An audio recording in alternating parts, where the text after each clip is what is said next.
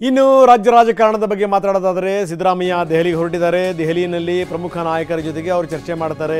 ಇವತ್ತು ಸಿಎಂ ಸಿದ್ದರಾಮಯ್ಯ ದೆಹಲಿಗೆ ಹೋಗ್ತಾರೆ. ಅದಕ್ಕೆ ಒಂದು ದಿವಸದ ಮೊದಲು ಅಂದರೆ ನಿನ್ನೆ ಏನೇನಾಗಿದೆ ಅದನ್ನು ನಾವು ಗಮನಿಸಿದ್ದೀವಿ. ಶಾಸಕಾಂಗ ಪಕ್ಷದ ಸಭೆಯನ್ನು ಕರೆದಿದ್ರು, ಸಂಪುಟ ಸಭೆಯನ್ನು ಕರೆದಿದ್ರು, ಚರ್ಚೆ ಮಾಡಲಾಗಿದೆ. ಸಿದ್ದರಾಮಯ್ಯ ಮತ್ತು ಡಿ.ಕೆ. ಶಿವಕುಮಾರ್ ಇಬ್ಬರೂ ಕೂಡ ದೆಹಲಿಗೆ ಪ್ರಯಾಣ ಮಾಡ್ತಿರುವಂಥದ್ದು. ಬೆಳಗ್ಗೆ 11 ಗಂಟೆಗೆ ಸಿಎಂ ಮತ್ತು ಡಿ.ಸಿ.ಎಂ ದೆಹಲಿಗೆ ಹೋಗ್ತಾರೆ. ಈಗಾಗಲೇ ಸಚಿವರು ಮತ್ತು ಶಾಸಕರಿಗೆ ಯಾವುದೇ ಕಾರಣಕ್ಕೂ ಕೂಡ ನಮ್ಮ ಒಗ್ಗಟ್ಟನ್ನು ಬಿಟ್ಟು ಕೊಡಬಾರದು, ಸಿಎಂ ಜೊತೆ ನಿಲ್ಲಬೇಕು ಅನ್ನುವಂಥ ಸಂದೇಶವನ್ನು ರವಾನಿಸಲಾಗಿದೆ. ಇನ್ನು ವರಿಷ್ಠರ ಮಟ್ಟದಲ್ಲೂ ಕೂಡ ಸಿಎಂ ಇದರ ಬಗ್ಗೆ ಚರ್ಚೆ ಮಾಡ್ತಾರೆ. ವರಿಷ್ಠರು ಕೂಡ ನಿಲ್ಲಬೇಕಲ್ಲ. ಇನ್ನು ಇಂಡಿಯಾ ಒಕ್ಕೂಟದ ಸಿಎಂಗಳ ಬೆಂಬಲದ ಜೊತೆಗೆ ನಾವೇನಾದರೂ ಮಾತಾಡೋದಾದರೆ, ರಾಷ್ಟ್ರಪತಿಗೆ ದೂರು ಕೊಡೋದಾದರೆ ಅವರ ಬೆಂಬಲದ ಜೊತೆಗೆ ಅಂತ ಹೆಂಗೆ ಮಾತಾಡ್ತಾರೆ? ಯಾಕಂದರೆ ಮಮತಾ ಬ್ಯಾನರ್ಜಿ ಪಕ್ಷದವರು ಈಗಾಗಲೇ ಮೆಲ್ಲಕ್ಕೆ ಕುಟುಕಿದ್ದಾರೆ. ಕರ್ನಾಟಕದಲ್ಲಿ ಮೊದಲು ನಿಮ್ಮ ಸಿಎಂಗೆ ರಾಜೀನಾಮೆ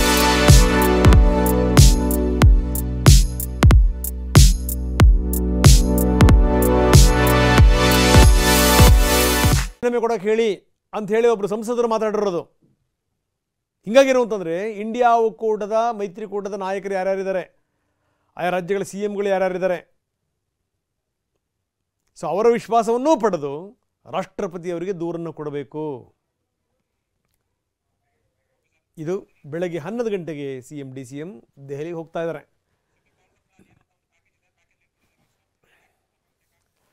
ಹಾಗಾದರೆ ನಿನ್ನೆಯಿಂದ ಇಲ್ಲಿ ತನಕ ನಡೆದಿರುವಂಥ ಘಟನಾವಳಿಗಳು ಏನೇನು, ನಿಜಕ್ಕೂ ಏನು ಅಂದರೆ BJPಗೆ ಯಾವ ರೀತಿ ಕೌಂಟರ್ ಕೊಡಬೇಕು ಅನ್ನುವಂಥ ಪ್ಲಾನನ್ನು ಕಾಂಗ್ರೆಸ್ಸಲ್ಲಿ ಹೆಣೆಯಲಾಗ್ತಾ ಇದೆ. ಬನ್ನಿ ನೋಡೋಣ.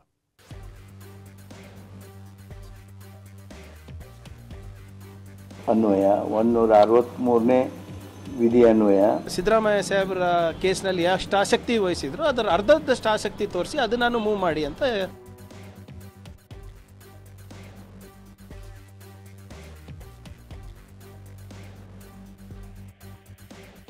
ಹೈಕಮಾಂಡ್ ಭೇಟಿ ಬಳಿಕ ಬದಲಾಗುತ್ತಾ ಸಿದ್ದು ತಂತ್ರ, ಸಿದ್ದರಾಮಯ್ಯಗೆ ಸಿಗುತ್ತಾ ಹೈಕಮಾಂಡ್ ಅಭಯಹಸ್ತ.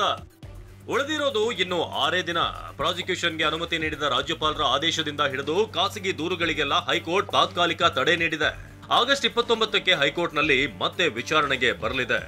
ಹೀಗಾಗಿ ಸಿಎಂ ಸಿದ್ದರಾಮಯ್ಯ ಅದಕ್ಕೆ ಮೊದಲು ಬೇಕಾದ ತಯಾರಿಗಳನ್ನೆಲ್ಲ ಮಾಡಿಕೊಳ್ತಿದ್ದು ಒಂದೊಂದೇ ಬೆಂಬಲವನ್ನ ಒಟ್ಟುಗೂಡಿಸುತ್ತಿದ್ದಾರೆ.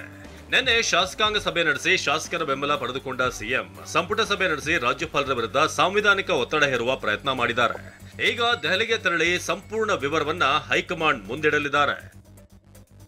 ಇವತ್ತು ಬೆಳಗ್ಗೆ 11 ಗಂಟೆಗೆ ಸಿಎಂ ಸಿದ್ದರಾಮಯ್ಯ ದೆಹಲಿಗೆ ಪ್ರಯಾಣ ಬೆಳೆಸಲಿದ್ದಾರೆ. ಶಾಸಕಾಂಗ ಸಭೆಯಲ್ಲಾದಂತಹ ಚರ್ಚೆ ಮತ್ತು ಸಚಿವ ಸಂಪುಟ ಸಭೆಯಲ್ಲಿ ಕೈಗೊಂಡ ನಿರ್ಣಯದ ಬಗ್ಗೆ ಹೈಕಮಾಂಡ್ ಜೊತೆ ಚರ್ಚೆ ಮಾಡಲಿದ್ದಾರೆ. ಶಾಸಕಾಂಗ ಸಭೆಯಲ್ಲಿ ದೆಹಲಿಯಲ್ಲೇ ಹೋರಾಟ ನಡೆಸುವ ಬಗ್ಗೆ ಚರ್ಚಿಸೋಣ, ರಾಷ್ಟ್ರಪತಿಗಳಿಗೆ ರಾಜ್ಯಪಾಲರ ವಿರುದ್ಧ ದೂರು ನೀಡೋಣ, ರಾಷ್ಟ್ರಪತಿಗಳಿಗೆ ಹೇಳಿ ರಾಜ್ಯಪಾಲರನ್ನ ವಾಪಸ್ ಕರೆಸಿಕೊಳ್ಳಿ ಎಂದು ಒತ್ತಾಯಿಸೋಣ ಎಂದು ಶಾಸಕರು ಸಲಹೆ ನೀಡಿದ್ದಾರೆ. ಇದೇ ಶಾಸಕರ ಒತ್ತಾಯವನ್ನ ಹೈಕಮಾಂಡ್ ಜೊತೆ ಸಿಎಂ ಚರ್ಚೆ ಮಾಡಲಿದ್ದಾರೆ. ಇನ್ನು ಸಚಿವ ಸಂಪುಟ ಸಭೆಯ ನಿರ್ಣಯದ ಬಗ್ಗೆಯೂ ಕೂಡ ಚರ್ಚಿಸುವ ಸಾಧ್ಯತೆ ಇದೆ. ಇನ್ನು ಕ್ಯಾಬಿನೆಟ್ ಸಭೆ ಮೂಲಕವೂ ಪ್ರಾಸಿಕ್ಯೂಷನ್ಗೆ ಅನುಮತಿ ನೀಡಿರುವ ರಾಜ್ಯಪಾಲರ ಕ್ರಮಕ್ಕೆ ಸಿಎಂ ಕೌಂಟರ್ ಕೊಟ್ಟಿದ್ದಾರೆ. ಆರ್ಟಿಕಲ್ 163 ಅಡಿ ಅಧಿಕಾರ ಚಲಾಯಿಸಿ ಹಳ್ಳ ಹಿಡಿದಿರುವ ಮೈತ್ರಿ ನಾಯಕರ ಪ್ರಾಸಿಕ್ಯೂಷನ್ಗೆ ಅನುಮತಿ ನೀಡುವಂತೆ ರಾಜ್ಯಪಾಲರಿಗೆ ಸಲಹೆ ನೀಡಿದ್ದಾರೆ. ಎಸ್ಎಸ್ವಿಎಂ ಕಂಪನಿಗೆ ಕುಮಾರಸ್ವಾಮಿ ನಿಯಮ ಉಲ್ಲಂಘಿಸಿ ಭೂಮಿ ಮಂಜೂರು ಮಾಡಿರುವ ಆರೋಪವಿದ್ದು ಈ ಬಗ್ಗೆ ರಾಜ್ಯಪಾಲರ ಅಂಗಳದಲ್ಲಿ ಪ್ರಾಸಿಕ್ಯೂಷನ್ ಅನುಮತಿ ಬಾಕಿ ಇದೆ.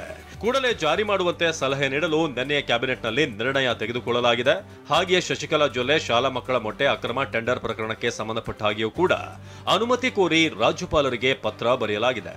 ಈ ಅರ್ಜಿ ಇತ್ಯರ್ಥ ಮಾಡುವಂತೆಯೂ ಸಚಿವ ಸಂಪುಟ ಸಭೆಯಲ್ಲಿ ನಿರ್ಣಯ ಅಂಗೀಕರಿಸಲಾಗಿದೆ. ಹಾಗೆಯೇ ಜನಾರ್ದನ ರೆಡ್ಡಿ ವಿರುದ್ಧ ಅಕ್ರಮ ಗಣಿಗಾರಿಕೆ ಕೇಸ್ ಸಂಬಂಧ ಅನುಮೋದನೆಗಾಗಿ ರಾಜ್ಯಪಾಲರಿಗೆ ಕಳುಹಿಸಲಾಗಿದೆ.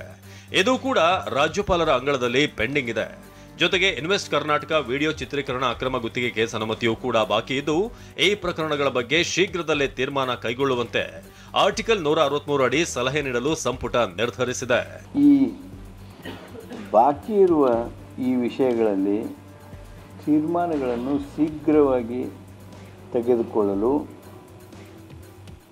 ನ್ಯಾಯದ ಪ್ರಕ್ರಿಯೆಯನ್ನು ಸುಗಮಗೊಳಿಸಲು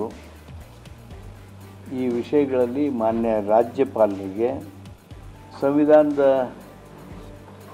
ಆರ್ಟಿಕಲ್ 163 ಅನ್ವಯ 163ನೇ ವಿಧಿ ಅನ್ವಯ ನೆರವು ಮತ್ತು ಸಲಹೆ ನೀಡಲು ಸಂಪುಟದ ಅವಕಾಶ ಏನಿದೆ. ಯಾವುದು ಗವರ್ನರ್ ಕಚೇರಿನಲ್ಲಿ ಪೆಂಡಿಂಗ್ ಇದೆ ಅದನ್ನು ಅವರು ಹೇಗೆ ಈ ಸಿದ್ದರಾಮಯ್ಯ ಸಾಹೇಬರ ಕೇಸ್ನಲ್ಲಿ ಎಷ್ಟು ಆಸಕ್ತಿ ವಹಿಸಿದ್ರು ಅದರ ಅರ್ಧದಷ್ಟು ಆಸಕ್ತಿ ತೋರಿಸಿ ಅದನ್ನು ಮೂವ್ ಮಾಡಿ ಅಂತ ಹೋದ ಕ್ಯಾಬಿನೆಟ್ನಲ್ಲೇ ನಾವು ಸಲಹೆಯನ್ನು ನೀಡಿದ್ವಿ. ಒಟ್ನಲ್ಲಿ ರಾಜಕೀಯ ಶತ್ರುಗಳ ವಿರುದ್ಧ ಹೋರಾಟಕ್ಕೆ ಇಳಿದಿರುವ ಸಿಎಂ ಸಿದ್ದರಾಮಯ್ಯ ಮೆಗಾ ಪ್ಲಾನ್ಗಳನ್ನೇ ಮಾಡ್ತಿದ್ದಾರೆ. ಎಷ್ಟು ದಿನ ರಾಜಕೀಯ ತಂತ್ರಗಾರಿಕೆಯಲ್ಲಿ ತೊಡಗಿದ್ದ ಸಿಎಂ ಈಗ ತಮ್ಮ ಕಾನೂನು ಪಾಂಡಿತ್ಯವನ್ನು ಒರೆಗೆ ಹಚ್ಚಲು ಮುಂದಾಗಿದ್ದಾರೆ. Bureau report, ಟಿವಿ9.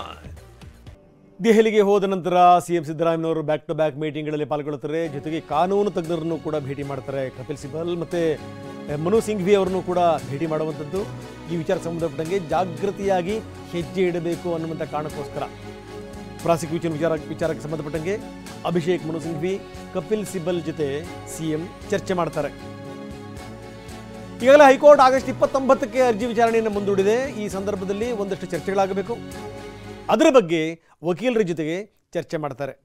ಕಪಿಲ್ ಸಿಬಲ್ ಮತ್ತು ಅಭಿಷೇಕ್ ಮನು ಸಿಂಘ್ವಿ ಇವರಿಬ್ಬರ ಜೊತೆಗೂ ಕೂಡ ಸಿಎಂ ಚರ್ಚೆ ಮಾಡ್ತಾರೆ. ಅಂದರೆ ಕಾನೂನಿನ ವ್ಯಾಪ್ತಿಯಲ್ಲಿ ನಾವು ಯಾವ ರೀತಿ ಹೋರಾಟ ಮಾಡಬಹುದು, ಏನು ಎತ್ತ, ಇದಕ್ಕಿರುವಂಥ ಮಾರ್ಗಗಳೇನೇನು, ಇದೆಲ್ಲದರ ಬಗ್ಗೆಯೂ ಕೂಡ ಚರ್ಚೆಯನ್ನು ಮಾಡ್ತಾರೆ. ಯಾಕಂದರೆ ಇದು ಅವರ ರಾಜಕೀಯ ಜೀವಮಾನದಲ್ಲಿ ಈ ರೀತಿ ಒಂದು ಆರೋಪವನ್ನು ಎದುರಿಸಿಲ್ಲ ಸಿದ್ದರಾಮಯ್ಯನವರು.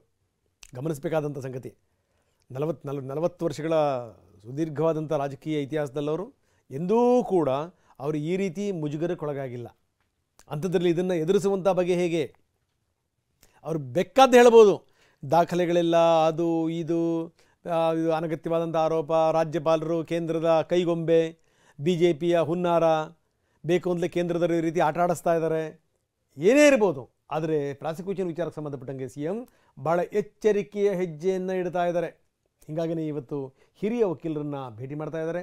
ಅಭಿಷೇಕ್ ಮನು ಸಿಂಘ್ವಿ ಮತ್ತು ಕಪಿಲ್ ಸಿಬಲ್ ಜೊತೆಗೆ ಇವತ್ತು ಚರ್ಚೆಯನ್ನು ಮಾಡ್ತಾರೆ.